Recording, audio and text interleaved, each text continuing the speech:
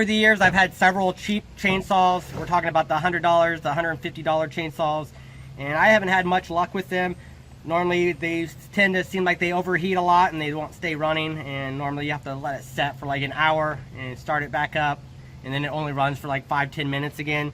So I finally gutted it out and paid a little bit more for a Stihl chainsaw. I still went with a pretty small one because I'm usually just doing yard work and cutting out small trees, stuff like that, and I'm not doing it all the time. So for what I need, this is perfect. This thing starts and runs pretty well. What I like about it is that the fuel and the oiler, it just quick, easy release, comes off, puts back on. Same with the oiler. And probably the best thing about this chainsaw is how you're able to adjust the chain.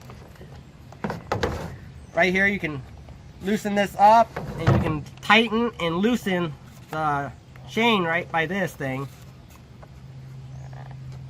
And then if you need to replace the chain or anything, or you have to get in there to clean out the oiler, it's pretty simple to remove this. No tools required. Loosen that up, take it off, clean it up, do whatever you need to do, change the blade, sharpen it, pop it back on there, tighten it back up.